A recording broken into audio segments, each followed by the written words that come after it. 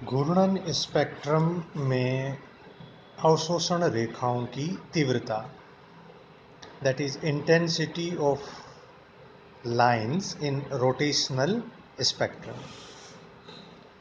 घूर्णन संक्रमण में जो स्पेक्ट्रम रेखाएं प्राप्त होती हैं वे सभी एक समान तीव्रता की नहीं होती, अर्थात विभिन्न रोटेशनल लेवल से होने वाले ट्रांजिशंस की प्रायिकता समान नहीं होती है। घूर्णन स्पेक्ट्रम लाइनों की इंटेंसिटी इस बात पर निर्भर करती है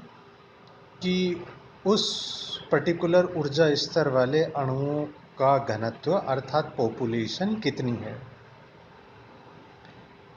स्पेक्ट्रल रेखा की तीव्रता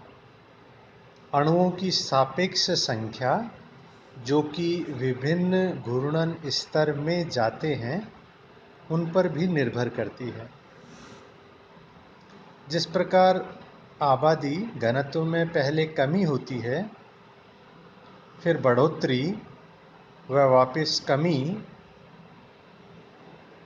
जे के जिस मान पर तीव्रता उच्चतम होती है उसे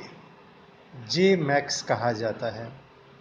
और इसको निम्न समीकरण द्वारा व्यक्त किया जा सकता है। जे मैक्स अर्थात वह रोटेशनल लेवल जो सबसे अधिक पॉपुलेटेड होता है, जिसमें दिए गए तापमान पर अधिकतम अणु जिस रोटेशनल लेवल में होते हैं, J max is equal to √KT